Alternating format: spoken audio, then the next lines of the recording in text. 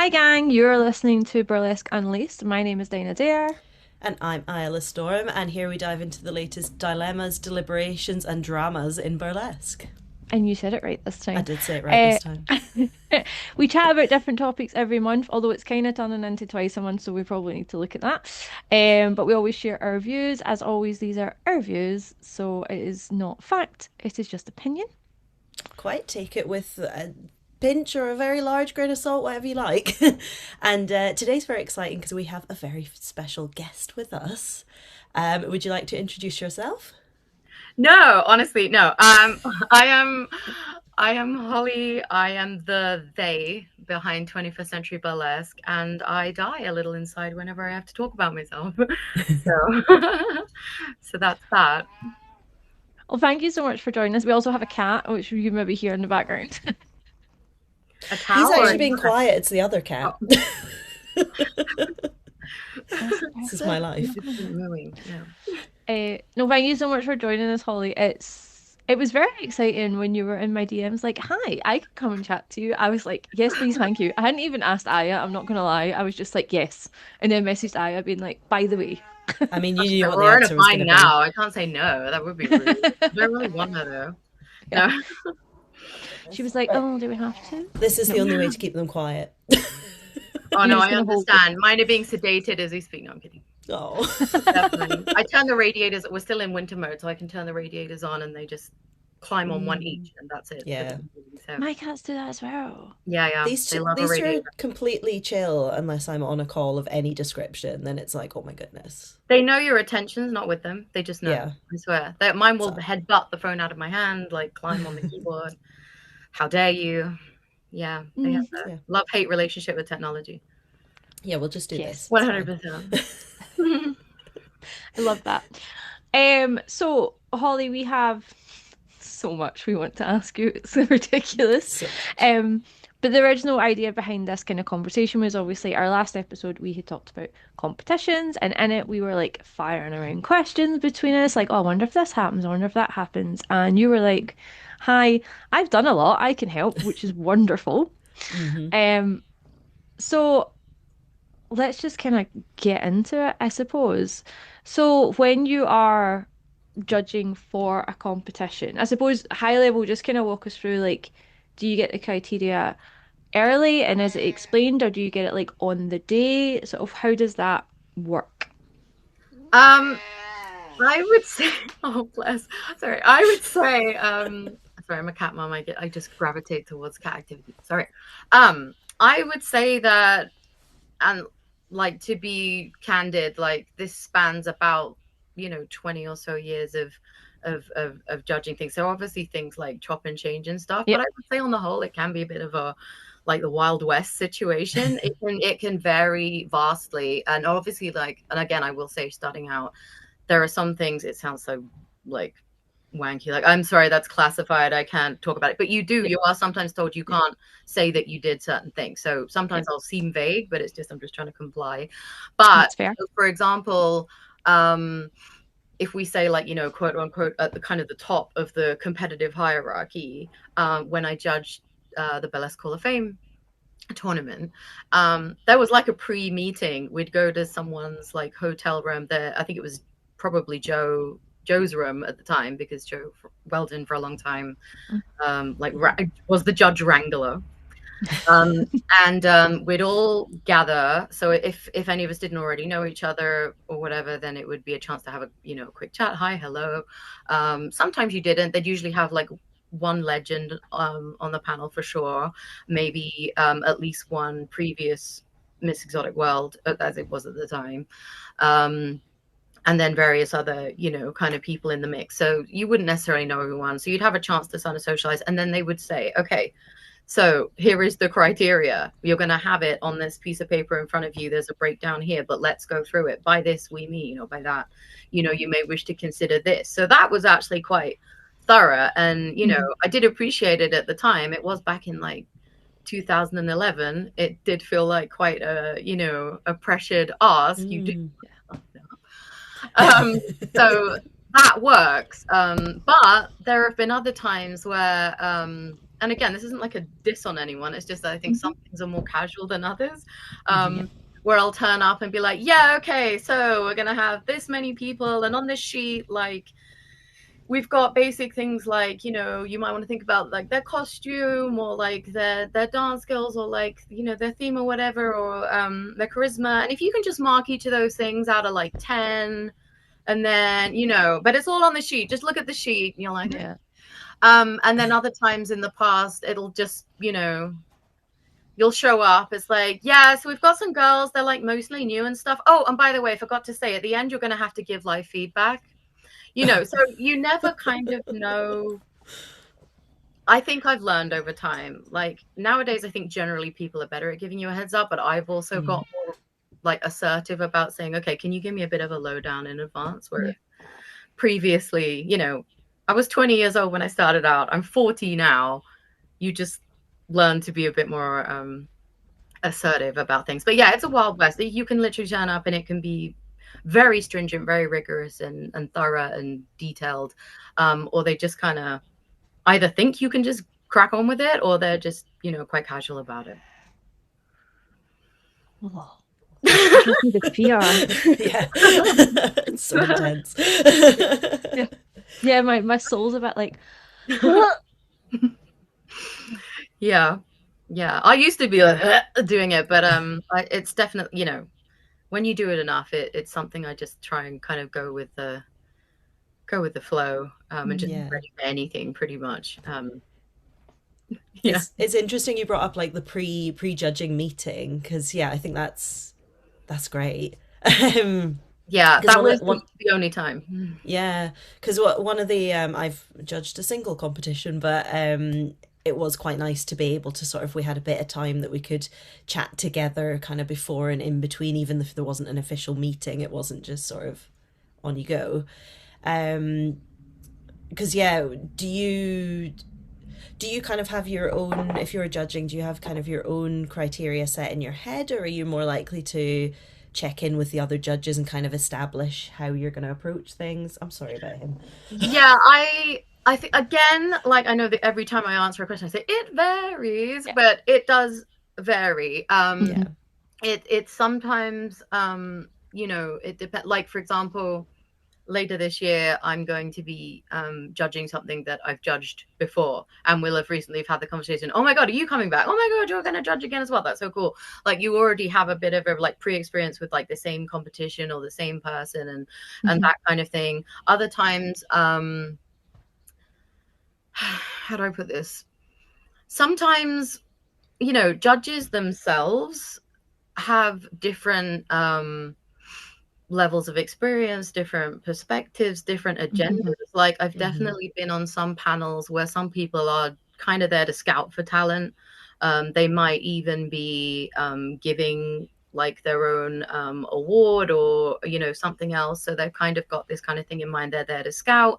It's not like that I'm saying that no one's doing a good job of judging, but they're kind of coming into it from a, yeah, I'm here to you know to Mm. kind of scout for stuff. There are people, maybe performers, who've been asked to do it. Maybe they're like a big local favorite or whatever, and I think sometimes they might be slightly more inhibited, because they kind of don't want to offend anyone they know, or kind of get it wrong, and they're taking it very seriously, all this kind of thing. um Suffice to say that it can affect just kind of the level of communication Hmm. between people. I think sometimes, oh, do you know what? I'm out of fucks this week. Sometimes there is a bit of like dick waving, even.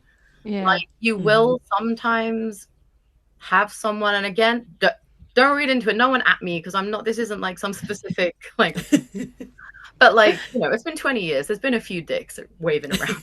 Someone will You're gonna come kind of, across them. yeah, someone will kind of come in, and it's kind of obvious to me that they are coming into it in some kind of way where, Yeah.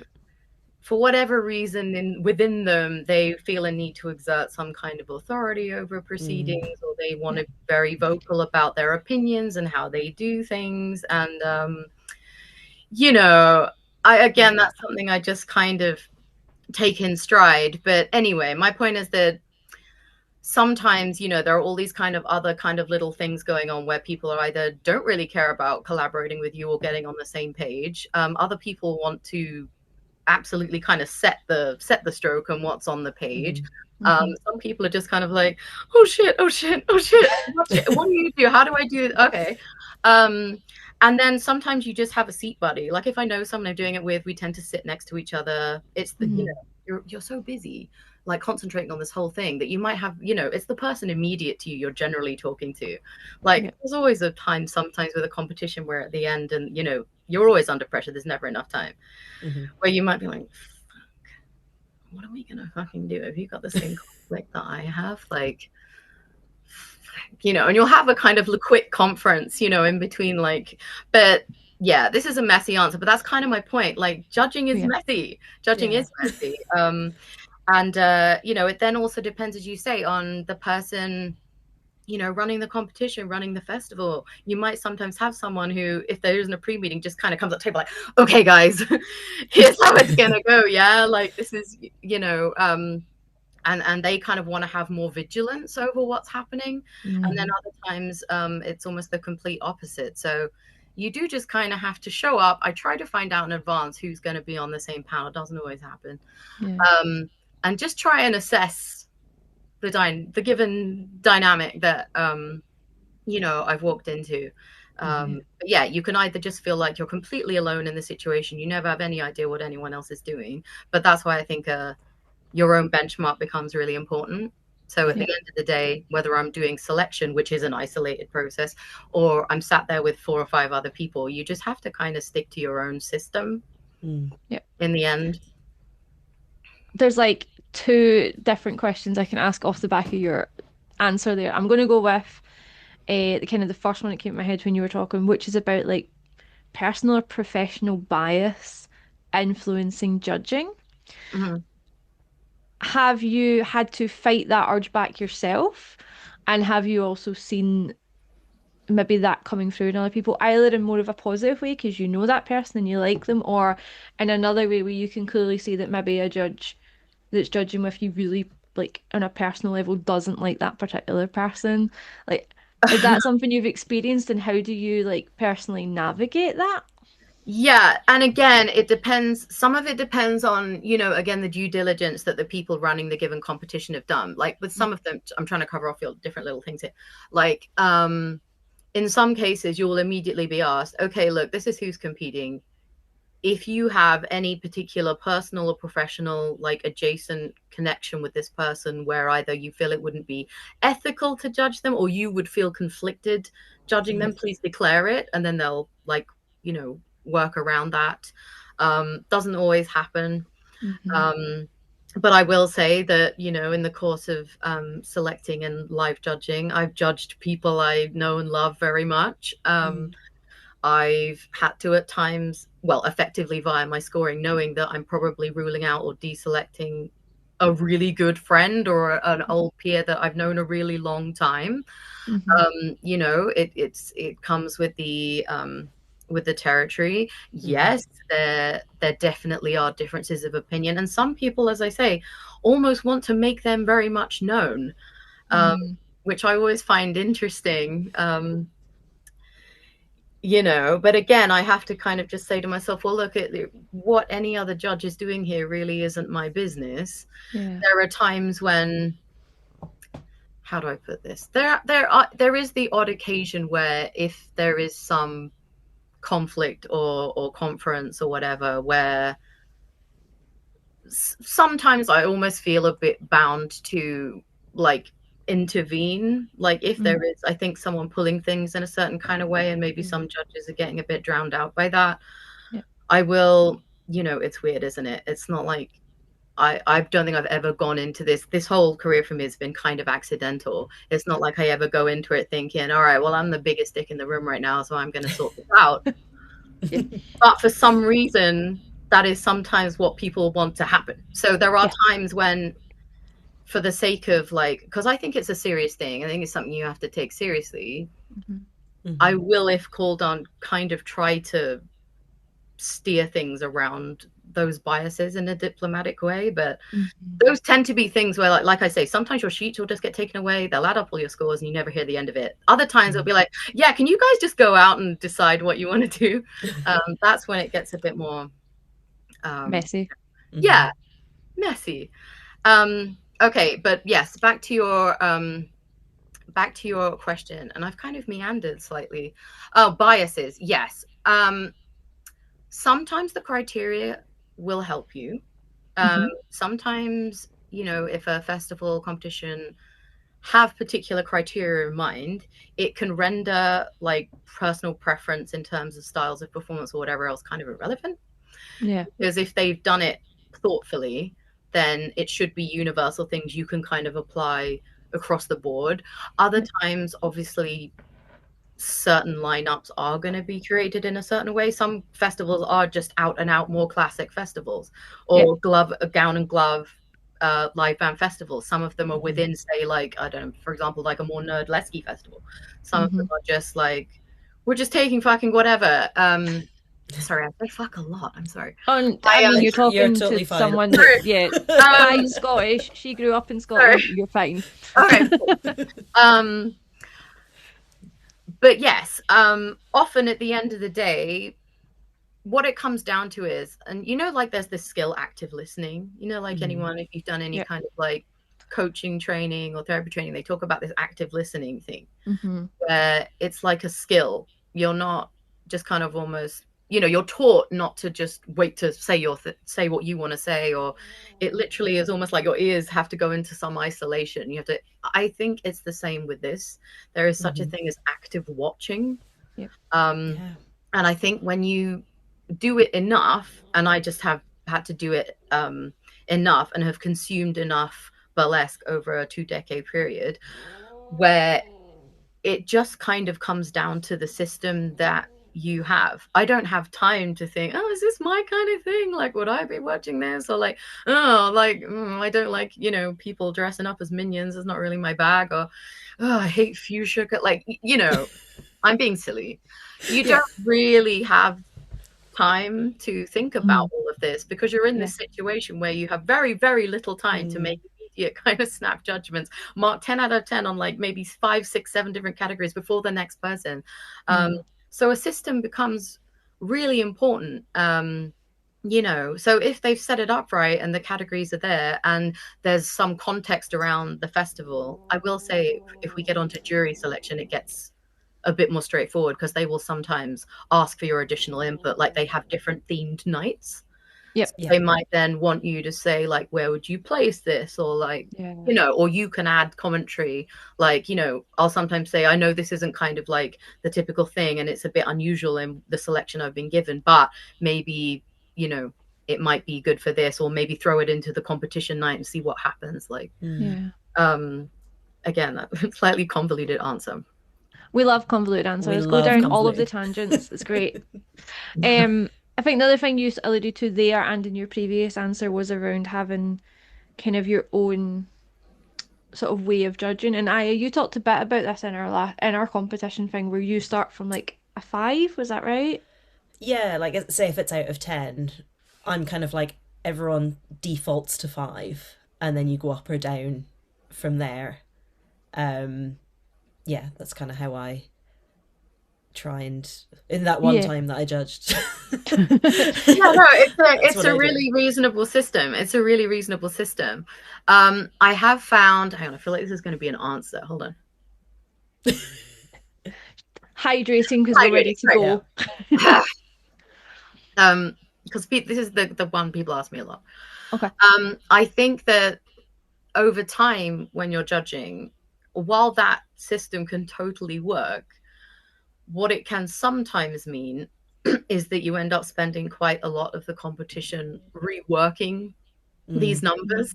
Yeah. Like I remember kind of in early times, I'd kind of think, okay, well, I'll give that. And then later on, you're just like, oh, okay, now it's completely like changed. I'm going to have to go back and work this out. And you just feel like you're going to throw up. So what I tend to do now, and I'm just in like a position where after 2 decades I've been a theater critic and had to learn to analyze performance like more widely. I was an Hmm. Italian opera critic for some time, then I was doing circus and variety, and then started doing burlesque stuff as well. I've watched, oh my god, I did, how many burlesque performances I've ever watched at this point, I don't know. In the course of documenting and analyzing like Yeah. trends and all this kind of thing.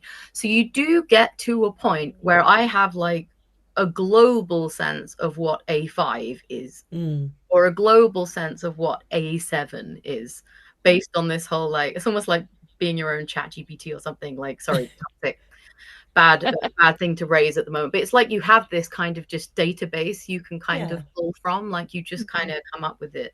But in terms of the system beyond that, um, we've got a really good analogy at the moment, right? It's the Winter Olympics right now, yeah.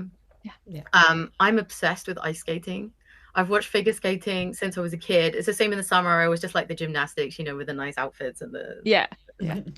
It's almost like there's a reason you were drawn to burlesque.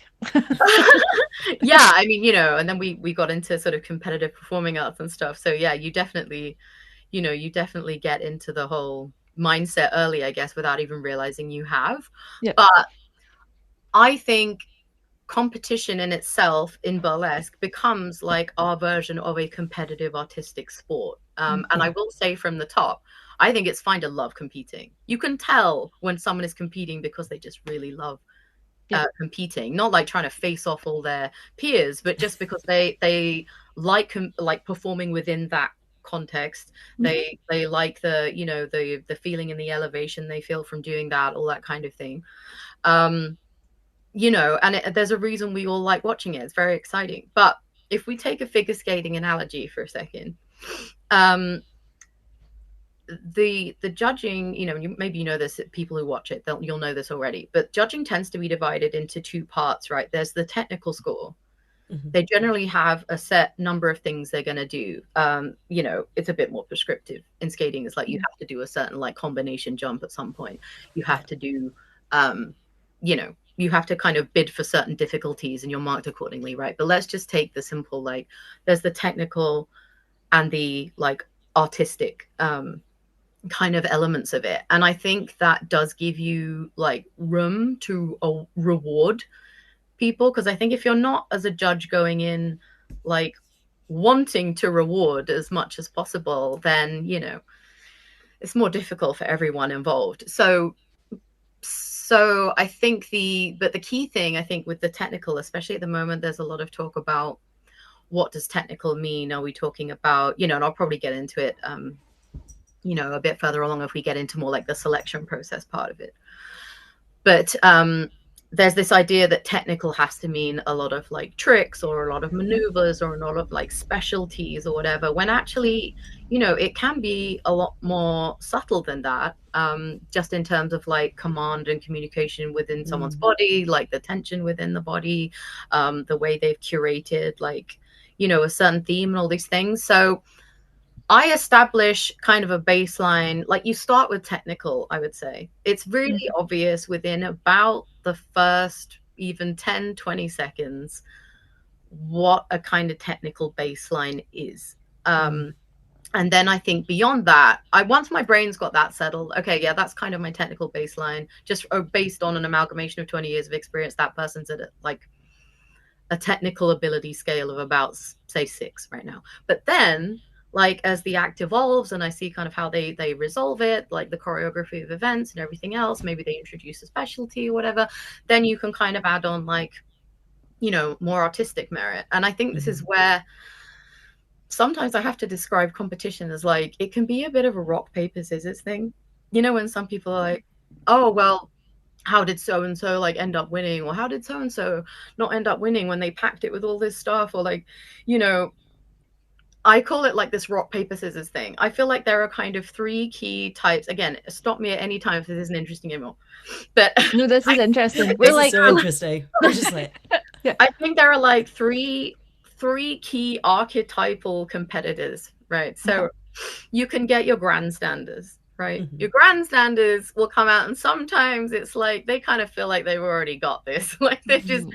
they're Mm. coming out, they're doing the tricks and the flips and all the everything. They're throwing everything at it, right? They're just almost there for like just kind of their own enjoyment in a way. They don't feel like they've got anything to prove. There's almost like, and I don't even mean this in a bad way, but it's almost like there's a certain swagger and entitlement to it. They're just there to show off, do all these amazing things. They'll pack their, program, if you like, with, you're going to see a lot of quads. You're going to see a lot of combinations. You might see a Malanin backflip in there. Like, sorry, I'm into skating analogy. You got your grandstanders, and often I think people can kind of think, oh well, might as well go home right now, because they've just like packed it with all this stuff, especially people that get sensitive about, is it all about stunts now, and all this kind of thing. Yeah. Then you have your spellcasters. Your spellcasters are the kind of people, and we're not in like an egalitarian art form, okay? Some people will just walk out on stage. They could sit down and read a fucking newspaper, and you would just be yeah.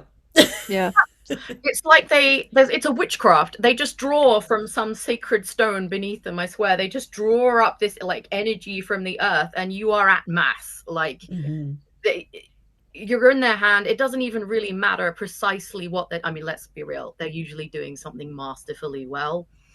Yeah. But it's more about their own aura. Yeah. It's like you could put any framework on it, any given act or like improvisation or anything, and they would just have the aura to carry it off. Then I feel you have the MVPs, to use like an American football term, the most valuable player. Someone who like just comes along with a really well put together act. Like it's really well constructed. They've chosen it really well for competition. And this is a thing, because I remember you saying in the previous episode that sometimes you almost feel compelled to compete because it's the way to be in a festival. So you're like, oh, I really don't want to compete, but oh well, I'll get a nice video out of it. I might get some pictures, or it's a chance to network, or maybe someone will see me and I'll get a gig out of it. Like I get that. But all the same, I always say to people, if you're going to be in a competition, though, choose accordingly, right? An MVP will have thought, what is my best type 4? Because it's usually a 4 minutes. What is my best type 4 here that's going to work in this particular context? They will have rehearsed the shit out of it. They're not going to go too mad. They're not going to be trying to put 4 quads into that routine, right? They might like pull a triple axel out on like a standard but really well executed little surprise in there, or a little costume innovation or whatever. They're going to demonstrate a skill, but there's a very clear start and finish choreography of events. It might not be the most like ground-shakingly innovative thing you've ever seen. It might, not be some great sort of arresting departure or whatever, but they nail it. Like they have done the preparation. It's muscle memory. So it's a rock, paper, scissors thing, right? Because it might be that a grandstander comes out, they do every trick in the book, every clever thing, they've got all the confidence there, but sometimes they're going to lose out to a spellcaster because it's just a succession of tricks. It's just like, I'm just going to do this jump, then I'm going to do this jump, I'm going to do the triple thing you want, I'm going to throw in this really high skill thing, and I'm done. Whereas where a spellcaster or an MVP, they're still thinking about how they're cohesively weaving that in like through their act. It's not a demonstration. It's like there's a narrative, a journey, right? So sometimes a grandstander can lose out in that regard. Sometimes a spellcaster can have an off night. Like sometimes you might see an act in advance, and I've done this before, where I know I'm going to be selecting or judging something where I think, oh my God, I mean, if that doesn't win, like, I don't know what to say. It's so extraordinary. And then on the night, it's so hard, like intangible, but they just pull their punches a little bit, or on a certain stage they're slightly swallowed, or maybe they're just having that off night where all the cylinders aren't quite firing, right? So then they lose out to a grandstander who's just really getting everyone going, and it's just an MVP. And this is where it can sometimes get slightly more controversial when you get the whole, what the hell was that, why did you make that person win, like blah blah blah. But sometimes an MVP who pulls off, and I don't like the word safe, but if they pull off something that has been really well thought out, really thoroughly rehearsed, with enough like of a dynamic kind of flow and choreography or whatever, they can totally win. Like they can totally win. And this is why I do kind of try to encourage people. I mean, if that's a useful archetype to look at for people, then try to work out which one of those you are. by all Hmm. means, and just tell yourself that, it is going to be a bit of a rock paper scissors situation, and you don't know what kind of night anyone's going to have. Mm. But it might be useful to think about which one of those you are, and then avoid the pitfalls that come with each of those. Each. This is Yeah, like it's. gold advice, I feel like. I don't know about you, Aya, but like we were just at Strasbourg Burlesque. I was Mhm. performing. I was there as a fan because For the all my pals vibes. were in the show, and I was like, "Yay!" Um, but each of those descriptions, I can literally see what act I would Hmm. associate with each of them from that weekend. Like Yeah. I can see it in my head. I'm like that one, Yeah, that one. even in Like a there's one, non-competitive, there's the different merits that different types Totally, of acts and yeah. performers yeah, have. Like I can see, I yeah, can immediately. You were like spellcaster, and I thought of yeah. Aya the act. You know what I'm going to say? Where she's all in black, and then she was taking bits off, and it Hmm. was all And it in was projection. French. Yeah. Yeah, and it was beautiful. Didn't understand a word of it. Didn't need to. Couldn't stop watching her. Hmm, Yeah. hmm. Couldn't Yeah, take my eyes off her. yeah, yeah. Yeah, it's immediately resonating. So that's really helpful, I think, for a lot of people to understand. Yeah. And Yeah, I as you think said, in what terms what of, jumps out and sorry, what doesn't. Sorry, on you go. Aya. I was just going to say, in terms of like dealing with the results, if you're in a competition as well, if you understand what archetype you've fit into, even just for that act or that night, because sometimes I guess people might change. Some people do lots of different types of acts. Yeah, that might help get people out of their head into Yeah, just I think like so. feeling I terrible if they didn't win, especially. I think so. And just like with anything, okay, like I'm coming from a marketer background as well. So like obviously archetypes can be like super helpful for us even in terms of our personal branding and Hmm. like comparing ourselves to our peers in different ways. This kind of archetype, yeah, can help you. And also like if you do want to feel more comfortable about competing, or get better at selecting what to compete with, or yeah, Mm. getting in a better like mental space for it, then archetypes I think can kind of focus you, help you select the best thing to submit, and also, yeah, take a bit at the sting out of, but why? And if I'd done this, and if I'd done that. Like, it's literally like they might as well bring 10 people out and just go, right, you ready? One, two, three. And, and it'll even kind of become apparent to me, by the end, which one is it. You don't know how many rocks or scissors or sheets Mm. of paper you're going to be up against on any particular night, or yeah, it's a better way to it's a better way to look at it. Helpful. It's also got to help people when like it might help people when they're judging to think of it in that Mm. perspective as well. Sometimes I don't know. Maybe I'm definitely going to be writing about this, like spelling it out a bit more Hmm. soon, so that people can give this some thought. It's Hmm. encouraging that you guys are kind of nodding, like, yeah, that's helpful. Definitely, So it's like helpful. sparks are going off in the brains, connections are happening. I don't know about you, Yeah. Aya, but I'm like, oh, Yeah. Well, I was just thinking it definitely feeds into one of the things that came up in that discussion that somewhat ended in let's get rid of all competitions. The start of that discussion was about ableism in judging, and I think when you talk about the grandstanders versus the spellcasters, that's so valid because not everybody physically can be a grandstander, for example. Not everyone can do lots of flips and things. Not everyone can wear heels, which, sometimes comes up in competition Yeah, I can't settings as anymore. like a, yeah, like I'd love to hear your thoughts about kind of ableism in judging and are we shifting away from that? And again, I know you said it varies and it will vary in competitions as to how the judging is presented, whether there's more space or encouragement for that not to be such a barrier or like a specific framework, if that makes sense. Yeah, I would say that, most of the criteria you get tends to be sort of the same kind of thing. And they're things that Mm-hmm. I think, for the most part, avoid any kind of obvious discrimination. Like, e.g., I might be asked to consider the costume, Yeah. the layers and presentation, the thought put into a costume. I mean, that's a fairly universal thing to an yeah. extent that people can put thought into choice of Mm-hmm. music again. Like, that's a fairly universal thing to consider. I think then maybe it gets a bit muddier when they're asking you to mark on dance skill or Mm. technique or engagement and things like that. And again, I cannot speak for my colleagues around me at any given time. But I will say, that I haven't seen, and there's probably a reason for it, right? I won't say that I've seen like frequently visible disabilities in front of me where I'm like, oh, okay, I can see there is a visible disability there, and maybe there's a reason for that. Maybe it's Yeah. because people with more visible physical disabilities are discouraged from going up against people in a competition era. So I will accept that.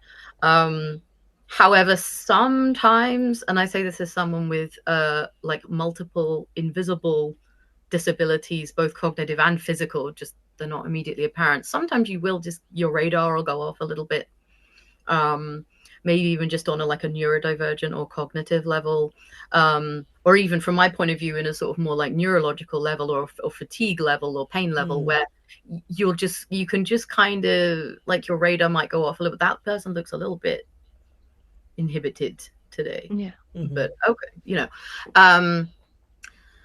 but yeah, but I there has been a lot of conversation recently, as you know, about, well, is it just all about, tricks and stunts now? Like if I'm not doing a drop split, or I'm not, wielding a massive pair of fans, or whatever, might I just, well, not bother.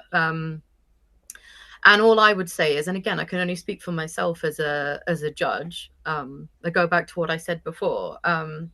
It really doesn't have to be all about that. I don't need to see a specialism at all. Like we recently had a very popular winner of a prestigious competition who didn't pull out a single prop, a single specialism. They didn't, throw themselves all over the place. They didn't, they didn't pull out a Simone Biles floor routine. They themselves were just, very grounded, completely mesmeric. Everything had been thought through. They just had complete unquestionable command and charisma. So all I would say is I try to look for it. I try to get a baseline assessment of how someone's doing and how someone's feeling, and I might just notice a little inhibition here or there. But I will admit, we're under a lot of pressure. I just try to judge what's there. But my point is, I'm kind of, there's an egality to what I consider to be important. Dance skill or dance technique can mean a lot of things. You can have trained dancers who, don't actually have a lot of flow or rhythm in their body. It can get quite rigid. You can have people who maybe move very gracefully, but there's no like snap or tension or authority in what they're doing. So, there's room. I would say maybe the most important thing to say here, if anything, is don't be discouraged to compete. I can't speak for who's going to be judging you on the night or who you're going to be up against, but I feel sure there are other judges like me out there who aren't going to be just swayed by who's being the most athletic or physical. It's more subtle than that. 100%. I think off the back of our last episode, we were talking about some of the feedback that we've had from competitions, and this kind of ties into what we've just talked about, and also the next thing the next thing I wanted to ask. But one of our listeners has given me permission to share this, but they had feedback from a competition. They wear glasses, they can't wear contact lenses, their eyes just don't like it. They have tried to make their glasses part of their costume, but one of the bits of feedback they basically got was, don't wear your glasses. And she was a bit like, I can't not wear my glasses. That was kind of useless feedback. And it felt to her, she's like, it's only glasses, but it borders on ableism because like she needs them to see. She cannot see 2 feet in front of her without them. Yeah, that's a weird one. And I say this as a spectacle wearer who, I'm not even kidding, I think I have about 72 pairs of glasses. Some of which, that's the thing. I would encourage this person, if they're feeling worried about that, like they're feeling like, oh my God, how do I get around this? Is this always going to be a problem? As a fellow spectacle wearer, one, if you can get something with a non-reflective coating, that's great. If you can go for bigger lenses, that's also great. Another thing, look, I have a pair right here, actually. If you can go for something that maybe is a little bit more clear rimmed, like defined, but like clear rimmed and large, so that, It's your not eyes hiding are kind makeup, it's of not fully, hiding eyes. yeah, Yeah. your eyes are really fully visible. It looks a bit more outlandish for the stage as well Hmm. anyway. Scale is Yeah. good. You can also, and I can even try and like drop some links or examples somewhere. There are glasses you can get that are rimless, that have now like beautiful Yep. shapes and like kind of Mm. stoned outlines or whatever. Like, Hmm. I would say that it doesn't mean that you should have to conform to what this one person said, but if it's something that's going to make you feel inhibited or you're already feeling judged, just get more creative with that. Like, try and find, because there are so many kind of glasses you can get now that might be in keeping with like your theme, or Yeah. that can actually kind of almost highlight and Yep. draw attention to your eyes. And you know I would say Yeah. that I wouldn't get too hung up on that, but there are definitely so many creative ways to wear frames now. Hmm. Like, they're fashion in themselves. Yeah, they Yeah. are. No, I It's always worked appreciate for that. Elton John. Yeah. Yeah, No, I appreciate Go that get because Ken. better. they had come in and chatted and we were just talking about it. And then when I had said we were speaking to you, I was like, do you mind if I bring it up? And they were like, no, please do. So, thank you so much for that. But it also kind of ties into you've talked a lot throughout this that you have a very small period of time to judge and write your feedback. Mm. How do you write effective feedback in what maybe 2 minutes between acts sometimes, or it feels like that? That's interesting, because I am very rarely ever asked to give feedback.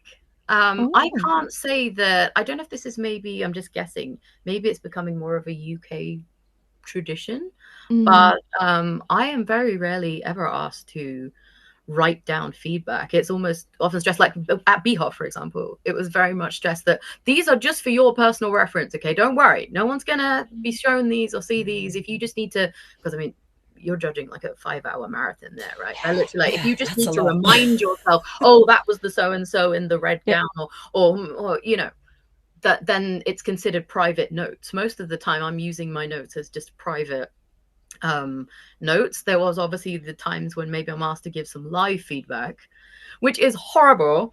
Mm. Yes. I remember you saying about Idol, where they at least let you Leave. crawl off stage to recover and then just kind of listen to Yeah. Yeah. Yep. what they're saying about you. I mean, okay. But I think that can be really awful to have someone stood there, usually kind of naked by that point, or like Yeah. stood there while you say things, and then of course all their friends and families just start going off. It turns into like the X Factor or Britain's Got Talent or something.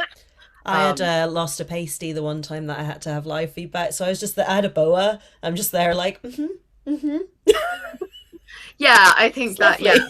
I feel like someone needs to walk out with one of those foil blankets they put Yeah, on ears just when they're done, just like, okay. Um, Yeah. but yeah, it's difficult, right? Because yeah, I don't feel like in either context I'm going to be giving someone the best or most useful, nuanced feedback. If Yep. I'm trying to be tactful and diplomatic, especially if it's like a newcomer competition where they want me to give mm, feedback, like, that's brutal. Um, where I'm having to really kind of choose my words carefully. You don't want to be a dick. Some Yeah. judges do. I don't. Try not to be a dick. Um, Enough said. Uh, but at the same time, I don't want to be like scrawling out some kind of thing. But the sad thing is that I don't think some people are very, like, feel willing to come forward to ask for it. I remember in a Mm. competition I did last year, a girl did kind of sheepishly come up to me and say, I hope this is okay to ask, but would you mind maybe sending me some feedback on my act and what you thought of it? And I was like, yeah, like, of course, obviously, like, if you just shoot me or, hit me up on Instagram or something and we can do that.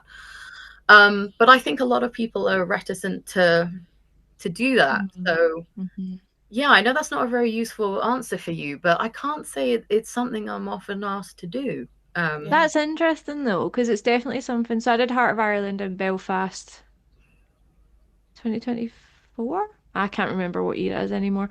And both of them we got copies of literally the sheets that people had written on, like sent to us on Instagram afterwards, so we could see exactly what Mm. was said. I would die. Um, Oh my God. Yeah, I've done a couple of competitions where we've been given the feedback sheets afterwards. They've mhm. all been UK and Europe. Yeah. Yeah. I quite like it because I can get to see the feedback. But I could also but I also understand that's why we asked like the pressure on the person writing that in that time, knowing that it's going to be shown to the person that is being judged. I can imagine that that's a lot for anyone that has to deal with that. I'd love Yeah. it if I had the time. Like I used to be a teacher back in the day. It would almost be great to have a chance to just maybe that night or in an interval just fill in a quick report card, you know. Yeah. I That would would love be a that. I'd be nice like, yes, thing. can I have my report card? Yeah, I would be more than happy to do that. And I've been in, I've been in previous when I was performing arts trained and you had to go and do like exams or contests or whatever, and you would be given your dance card. I also swapped my dance card after the audition, and on a scale of 10, they gave me, we all know that number, Yeah. right? But it was kind of literally a bit like that. But again, arbitrary numbers aren't very useful. So Mm. I would be happy as a judge if given the time and a bit of breathing space to do that. I would also actively encourage, I mean, you can do it anyway. I've probably seen most people's acts at some point anyway. Anyone can just hit me up. I mean, I do, I want to just draw a caveat that I do actual act analysis and audits and coaching and stuff. That's separate. But if you've done something, and you've just done a competition maybe, or you're thinking of submitting something, and I've seen it already, and you know, I'm an approachable person. If I've judged you, or you've just kind of not got something, and you want just a kind of quick assessment, like after a competition, like please ask me. You can ask me. I'm sure everyone appreciates that. Thank you. Yeah. You'll regret this because your DMs will go mental the day that we drop this. We have come to the end of our questions around competitions and adjudication, so we just have like some general things now to Wild throw at card. you. Yeah, general. If you're not watching me, I'm doing flappy hands for no apparent reason. I'm doing this a lot today. I was doing it at work as well. I don't know. Stimming. I love how I I'm just just like, joined you for no reason. yeah. Yeah. The big one, the question that everyone fucking hates, and we have this conversation with other people all the time because me and I across the pond a lot. How do you see burlesque being different across Europe, Australia, Canada, and America? Yeah, I do. I Not a do loaded question at all, mate. I do get asked this question a lot. And I think I always start with like a big disclaimer, and sometimes you have to say the disclaimer every 5 minutes. I'm saying it once. People are going to have to deal with it. Don't at me. There is no applicable to everyone thing about this. There are very good examples in different places. There are some more obstructive examples in different places. There are no generalizations. But in order to answer a question like this, we kind of have to draw on some commonalities, generalizations, or find kind of archetypes to make things clear, kind of like before. Sometimes archetypes and some particularly common things are a way of answering the question. I'm getting that out there because Oh yeah, don't worry about it. We were talking already about this. busy enough. But on the other hand, though, all I can say is this is kind of what I've observed as, just for full transparency, I'm a documenter who started 21 years ago. I started in America on the West Coast. I am British. So then obviously I spent a lot of time in the London scene. We're talking like early to mid 2000s onwards. So, yeah, started off in America. That really is kind of where I first became established, first started documenting, and then, obviously back in London or whatever, and then through Europe. I'm just trying to explain that kind of like evolution. And I'm kind of removed and not removed. It's almost like being the kind of Louis Theroux of burlesque, I guess, where you have like a tremendous amount of trust and access, and you learn ways to get that documentation done, to get what you need, what you're trying to say. It can take hours and hours of perseverance and conversation, and I have to talk to people on literally every side of every issue in a diplomatic, open-ended fashion, or you couldn't document like objectively. But I'm just putting all that out there because there are often like things leveled at, well, you only care about this, or you only have that. And I'm like, no, I think it's fair to say that at this point, this is as objective a take as I can make it, with the caveat that there are always going to be some generalizations. So I think that at the moment, we're obviously a little more divided by, um, there are kind of limitations to travel. We tend Mm. to, as herds, move in parallel with each other. There are almost these two kind of linear big tracks Hmm. going on. And naturally, I think we're all informed by our different cultures. And I think that 100% feeds into the kind of acts that we create and the way we collaborate or not Yep. with each other. So if we start with America, and by America I mean like the United States and Yeah. Yep. kind of Canada as well. I think the US is fortunate in that many of the surviving like institutions or accessible like historical ciphers, individuals, all of this kind of thing is a bit more Hmm. clear cut in the Yep. States. Even now, like obviously with we talk about the goat ranch days and the teaserama Yep. days or whatever, Mm. but that stuff does still kind of permeate. There is a sort of sense of expectation. There's a kind of sense of like chronological or contextual depth going on. There are kind Yep. Yeah. of institutions and pillars to kind of look to. The expectations are kind of clear as to like what where you came from, even if it's not in enough depth sometimes now, but like where you came from, the people you're supposed to look at, the way you're supposed to do things, like these are the kind of institutions, pillars, pilgrimages, this is the history, this is why we do X or Y. Yep. um they have more kind of clear cut roots, and I say more immediate roots. I think that's the kind of key thing. They might have Hmm. like a more recent history, just the United States as a whole has a way more recent history versus like some of us over here and our like druid ancestors, right? Seriously. Yeah. So obviously it's kind of different in that way, but it does help them to be, even if it doesn't seem like it, there is often kind of one hymn sheet Yeah. that everyone's kind of singing off of. There's like a creative baseline to work from. They tend to Hmm. be very good at doing more with less. Mm. Mm. There's a lot of grassroots organization. They're very good at organizing. They're very good at collaborating. There's a lot of cross collaboration from coast to coast, between states. And again, I think they had these opportunities to foster that at things like Teaserama or the big festivals or Yeah. BHOG or Yep. whatever, where it's very easy for everyone to congregate and have that kind of show and tell and networking or whatever. So in some way, there are degrees of separation. Everyone kind of knows everyone. Everyone kind of knows who runs things over there and there. And um, so sometimes that can be helpful. I think they're also very good at forming, for want of a better word, houses or local or national collectives with Yep. certain sort of expectations or themes around what they're doing. Like a lot of the big scenes have a certain kind of personality about them that it's very easy to then like interpret and try to intercept. So that's important. I also think there's a scale about it. Like I remember the Mm. first time, like I said, when I was 20, it's the first long haul trip I'd ever done, and I went to San Francisco. Everything is just fucking bigger. Yeah. Like even Massive. like if I was there and I saw someone I knew across the street, I mean I would really have to like, Yeah. how to get their attention. Mhm. Everything is huge. Mm. Everything is vast. Like the number of UKs, for example, alone that would fit into Yep.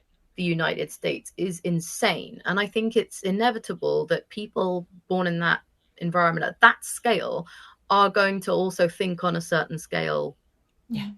themselves, Yeah. and kind of fight through a lot of that noise and scale and everything. So I know some Americans can get some kind of heat for how they express themselves, but there is something to be said for that. It's just a bigger pre-established kind of scale and foundation to work from Mhm. straight away. And also, and I think we're seeing this especially at the moment, I think there is, what's the expression, a little more grist for the mill at the moment for a lot of Americans, and I'm not talking about these platitudes of, oh, everything we do is resistance and everything we do is, but sometimes, as we know, at a time when there's a lot of saturation, and there's a lot of financial pressure and everything else, and people tend not to be at their most creative or innovative when they're worried about X or Y, or they're tired, or they're triggered, or they're they're not getting enough work and things are closing down. But there's something to be said for tension, when it comes to and I think we see this especially in like, and I'm currently working on a feature with some Black performers about the emergence of Black performers in America kind of dominating classic, for example, right now. And that they just seem to be everywhere and winning every title and just kind of dominating, I mean, in a fabulous, like, completely well-earned way, but without wanting to reduce it to some kind of platitude or stereotype. Some performers there, with the things that are going on right now, the marginalization being faced, the fact that people who were already on entering burlesque divided from their families, the institutions in which they were raised. And I know we have some of them over here. Like, I grew up in a particular kind of system. Like, I get it. But in America, I try to explain this to people. It's, again, on such this like bigger scale. There are very prescriptive ways you're kind of supposed to lead your life and what you're supposed to aspire to. And there are huge double standards in terms of like discrimination on all sorts of fronts, right? So there's like a grist there. There are some Americans, and I'm not even just necessarily talking about Black performers, but it is something being talked about, where there is this like additional sense of like resistance, determination, that drives creative genius sometimes. There is, I think, in terms of just the population, statistically, more spellcasters in America that are drawing from attention and a grist that some of us may not be drawing from. They generally are going to think bigger. It's like, again, if we use the Olympic parallel, right? Even in like gymnastics, you see classically, like, gymnastics was always really supposed to be about, like, the Olga Kubas, it was supposed to be kind of, and I'm kind of bringing in Europe here, like there was this idea of like historically things are supposed to be genteel and time honored and elegant and evoking certain epochs and all this kind of thing. And then the Americans walk in, like the Americans, and you can say, well, they're fucking American. Because they all come in, and it is really this addition. There's this power and this drive to everything that can sometimes seem really like obnoxious, but fuck, they get shit done. They get shit done. Like they really do come out there, and like I say, I think there's a real kind of fight or flight thing going on, and often they really will like fight, and it comes out in some of their ideas. They're pushed, I think, to more creative extremes, perhaps. And again, this is all a bit spurious, but it's just like, we could go on for hours about this, right? But it's just one, like, cap. Summarize. Yeah, indeed. So then UK, right? And I say this as a Brit myself, I think we can sometimes impede ourselves because of our self-deprecating humility culture. And again, that's like, that tracks. That's definitely a difference, I think, between some of the American scene and us, is that I will see UK performers in general, even the ones who've been around a long time, are almost there's an apologetic kind of, but that can veer into passive aggression sometimes. And sometimes I have to say this to people. It's like, well, you can only be like self-deprecating and humble and kind of small and trying to keep things grassroots and not too highfalutin and opulent, and but then get passive aggressive when you don't feel like you're cutting through. You know what I mean? Whereas there are other people out there, especially in America, who either through sheer defiance and will, or just the scale at which they've been raised and the fact that everything is so big and saturated competitive, it's like, no, fuck that. I'm great. I'm going to go for it. Let's see what happens, Like, let's make this the biggest, shiniest, best thing ever. Like, let's get the best of this and the best of that. And, well, okay, we don't have the resources for that. Ah, fuck it. We're just going to, we'll spin it and we'll get attention for it or whatever. And I think sometimes I don't want to say that the UK scene thinks small, because that's not what I mean. It's a little bit disingenuous, but it can sometimes be maybe a little rough around the edges. It can be slightly more conservative. It can be, slightly. And I think it does sometimes impede creativity or even quality in some ways. And again, I'm being careful. I don't want to be like taken wrong here, but you Yeah. see it when there is that resistance. Well, why are they so? And then we're always like, and I just think, again, from an objective optics point of view, I think some of that does happen. I think it's great, like when some UK performers will take the step of going over there, because it's amazing. The minute people go over there, some of them will come back and be like, oh, I get it. Yeah. I get it. I completely understand. It's not to say that necessarily means that only the good people are over there, but they immediately, I think, understand quite quickly what the difference is. And I think people who have the initiative to network and set up tours, like, you can just learn an incredible amount from doing that. There's just a completely different like scale and dynamic going on. So I do see that in our scene a bit. It definitely, like, it changed my performance quality. Like, I had a friend be like, what's changed in the past year? And I was like, I went to America. And she was like, but how has that changed, like, your quality of movement? And I was like, it expanded something. And it just gives you more of a point of reference if you're open-minded to it, rather than going like, well, what's so great about them?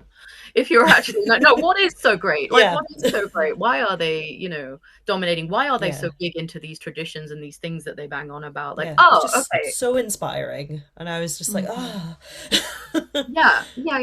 And I don't think you even have to go over there to be absorbing it. No. I think everyone like should be spending a few hours a week looking at what just come out of the latest festival, or going back through videos of various festivals and like having that point of reference. Spend some time on YouTube.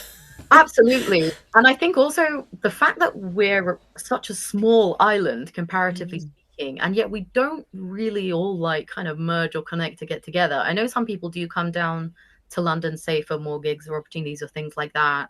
But I wouldn't say we get about as much as they do with 10 times the amount of space to cover.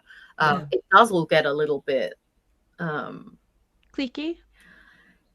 Yeah, but again, almost in that slightly conservative way. It's not necessarily in a bad way. It's just everyone's got their area. Everyone knows where they are.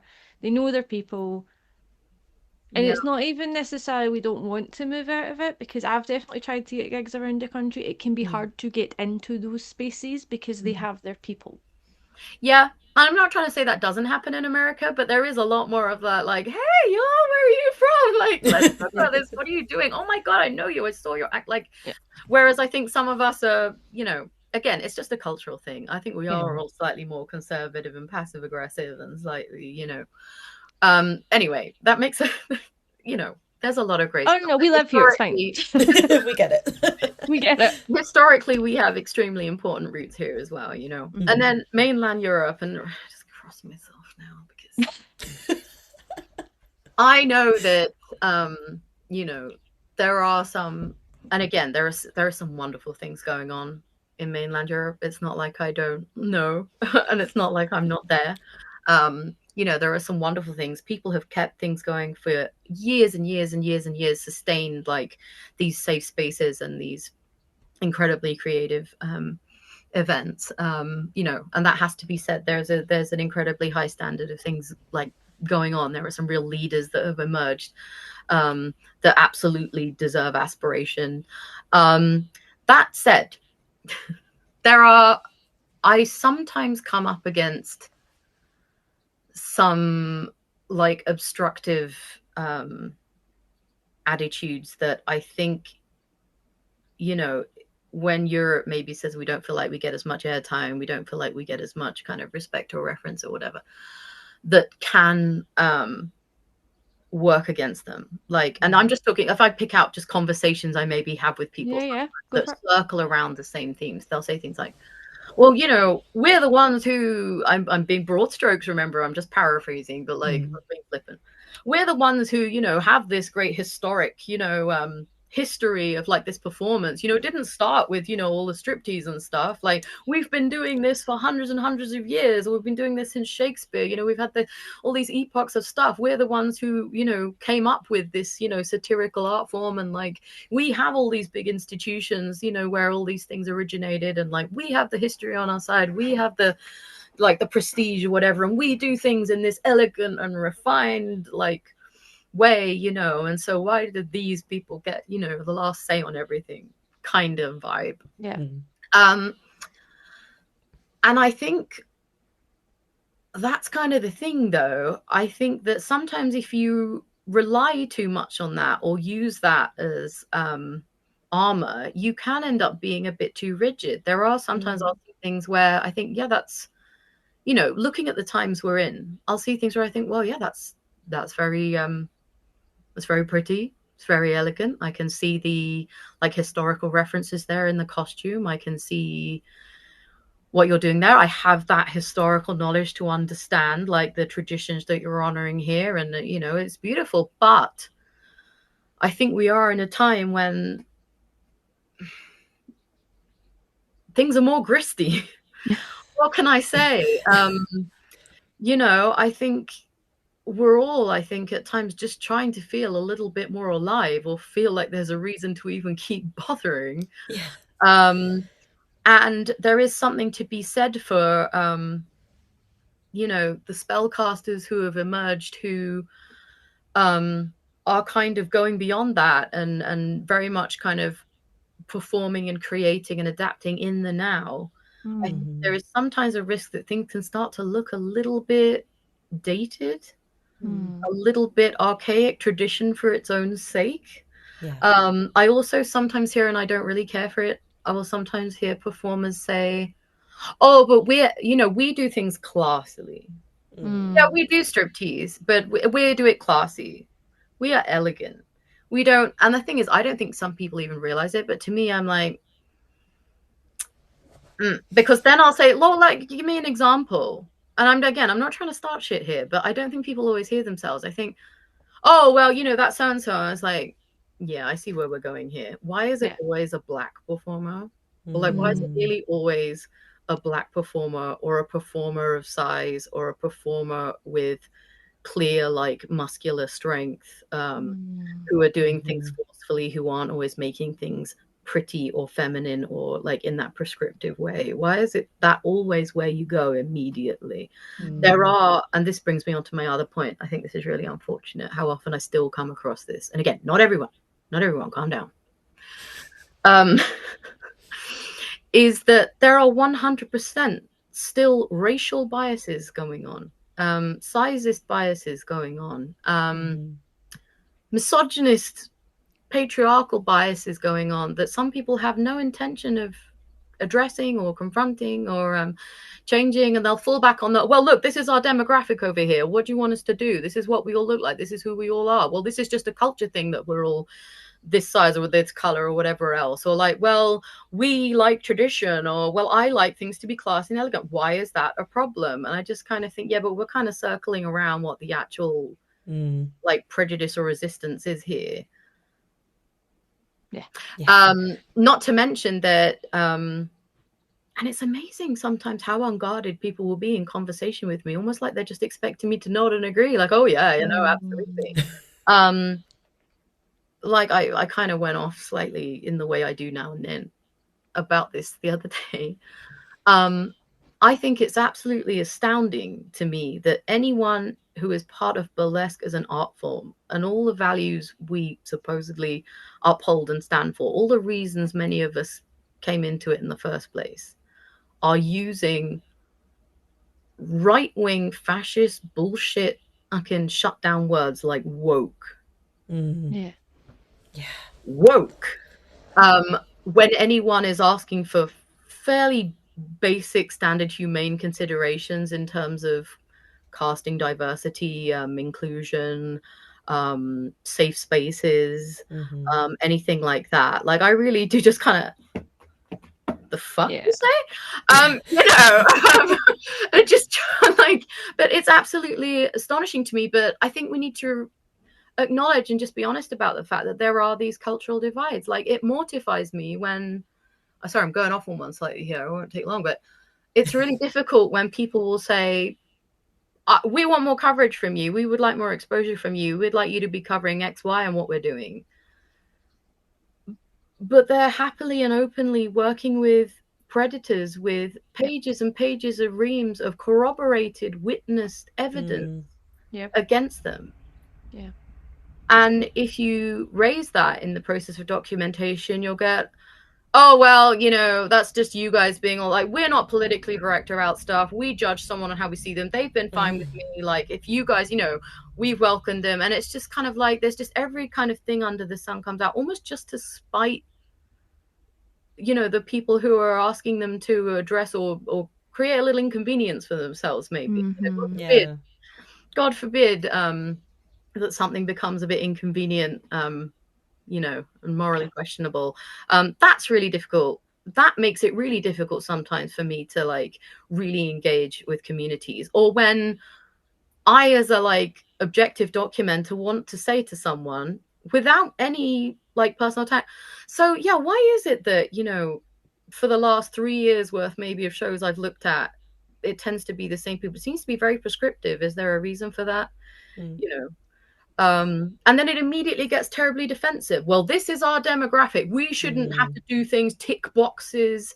You know, if people are over there, they mean over there, are going to be just snowflakey and woke about it and tell us what, that's what it often comes down to, them telling us what to do when we have the, again, not everyone calm down, you know, when we have this like historic, we have the historic, like, you know, moral high ground here, the historic high ground, the traditional high ground. Like, you know, what makes me laugh though is that, you know, they say all this, and like, let's be honest, the vast majority of what's being done over there is gown and glove American born striptease. Yeah.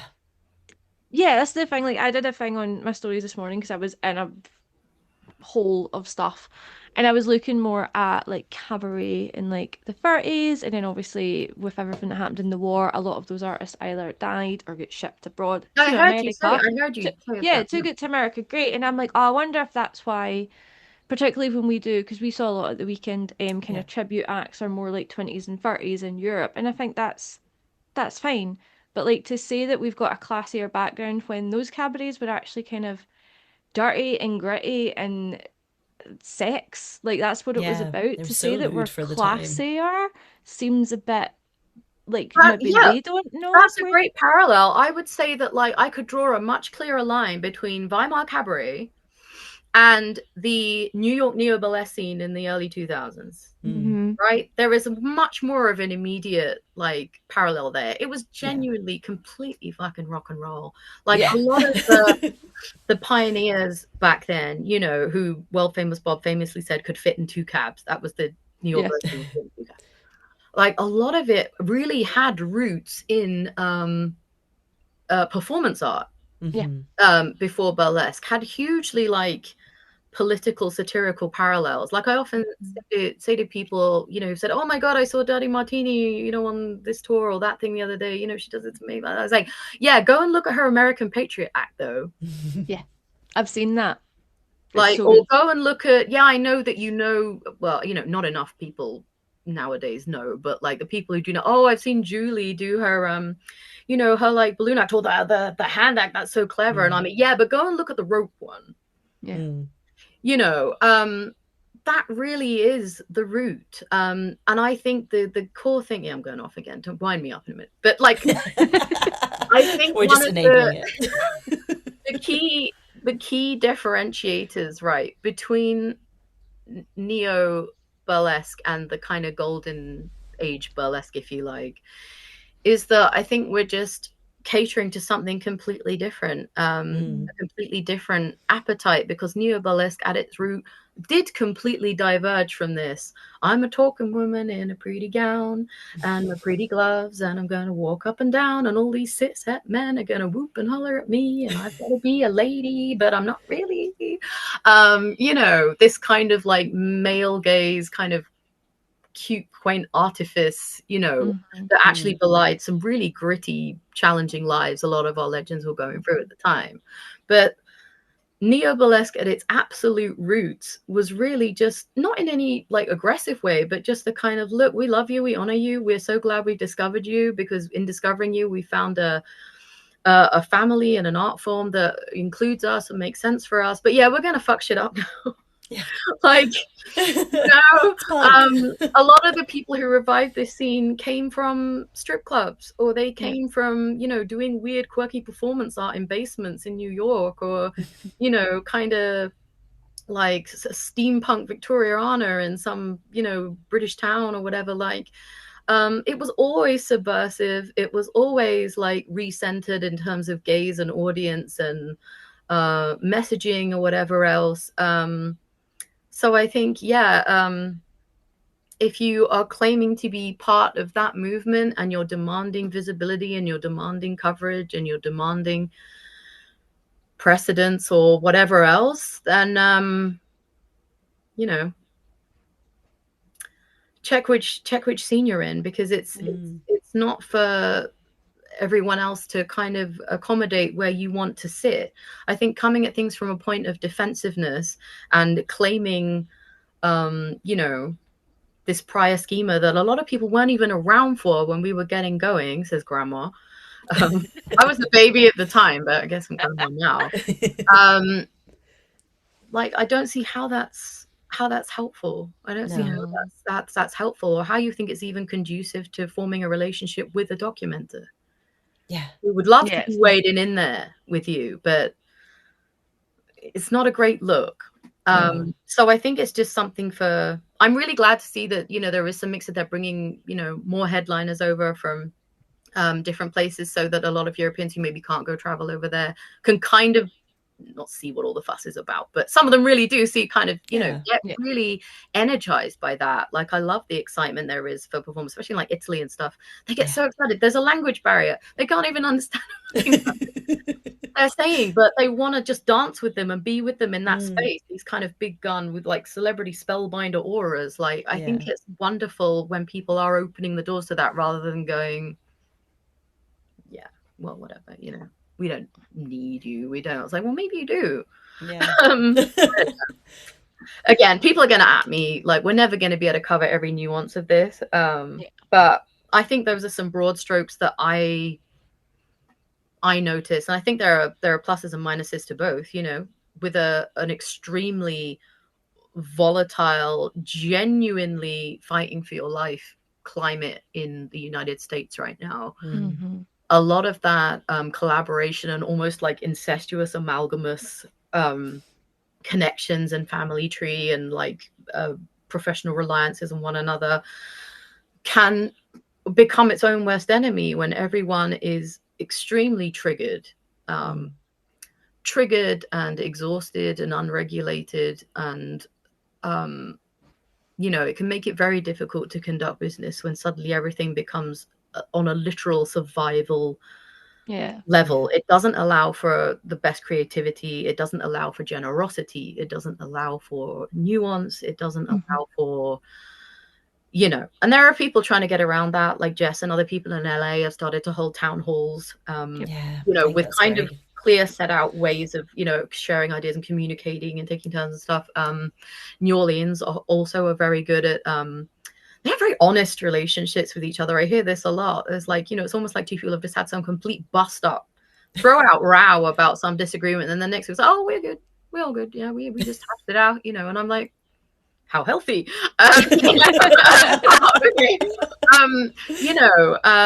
There are people, I think, who are trying to kind of keep the shop or window, full and keep the door open. But yeah, we're in a time where it's very easy for everyone everywhere to get defensive or gatekeep things or resist or suspect each other and find reasons to close those doors, whatever those Yeah. reasons Yeah. may be. But I don't think that has to rely on us being face to face with each other in one room to Yeah. achieve. I agree. I will stop talking Um, I think that anyone actually listening to this doesn't follow you, but where can people follow you if they don't already? now. The main place that I hang out, communicate, circulate a lot of content other than the website 21stcenturyburlesque.com is via Instagram. Instagram is really where everything is concentrated, where everything's happening. It's kind of the best place to tune in with us. The magazine, for anyone who's not clear, is basically just me. The person you're talking to or seeing on there is just me, a human being person. And that's where I'm kind of running everything. Another thing that I've started doing, because it has kind of diversified our audience a little bit, which is great, is that 21st Century Burlesque is now on Substack. I kind of just do some curated select things on there, but I'm also about to launch a kind of special extra tier, an editor's desk tier, where I'm going to launch it next month, where we'll be able to get in a bit more, take a deeper dive into some of these things. There's going to be a couple of judging guides, like in-depth judging guides coming out, re-selection and re-competition judging, some of the stuff we touched on. There's going to be like deep diving back into archives, some of the rare stuff, footage and film stuff, like and images and just context and things that I haven't had an opportunity to put out kind of before on the website. So if you want to get really hardcore and you want to kind of benefit from some more focused insight, coaching, guidance, and all that kind of thing, that's going to be the place to be. If you are on Substack, even casually lurking around on there, if you just search for 21st Century Burlesque, then you will find it. There's going to be a lot of cool stuff coming up on there, but Instagram is a great place to start. It just takes you to everywhere you need to be. Amazing. I'll definitely be signing up for that because it sounds great, like the Substack. I've been on Substack once or twice, and it seems pretty cool. So I do need to like hang about on it more. Yeah, I think it's all right. And you can kind of just do what you want with it. You could just literally sign up to kind of hang out and follow one person. And then, there are more burlesquers getting on there now. Yeah. There are more burlesque people doing writing and stuff on there, which is great. But it seems like a nice place to cultivate a little kind of extra community where I can be a bit more personable and accessible and, and teach and instruct. Again, economy, times are tough. It's a nice way for me to be able to impart some stuff that otherwise people wouldn't necessarily have like access to with me. So and just hitting on some of these topics in a bit more depth. Bit of extra tea, bit of extra context, really rare old stuff that I don't show everyone, digging into all my archives. And it's going to be fun. It's going to be a nice space. Amazing. Everyone should sign up to that. We, Burlesque Unlaced, have a Patreon. It's completely free. We just have chats on there sometimes. We ask you what topics you want us to cover. I will probably post some bloopers, mostly Aya completely fucking up one of our intros, which is hilarious. And a few other bits and pieces. Also, Aya has Clandestine Cabaret. They have got shows multiple times throughout the year. Banging headliners as always. I've had a sneak peek at what's coming up at the rest of the year, and it's very good. So do get your tickets for that. Apart from that, thank you so much, Holly. This has thank been you so much. So insightful, so useful. I know so everyone long. We love it. It's great. Oh my god. Mate, we could be here for another hour. I'm just super aware that it is quite late. So I was like, we must release you. Pleasure. Thank you. Yeah. If you want to say something, Raya, sorry. I was just going to say, thank you so much. It's been great. And also to anyone watching, if you have any topics you'd like us to cover, if you have any other guests you want to suggest, or anything like that, you can hit us up on Instagram as well. I'll probably put up a little story question box. Amazing. Yeah, they go up every now and then, don't they? Yeah, sporadically. Amazing. Well, that's us. Thank you so much. And to everyone listening, we will catch you next time.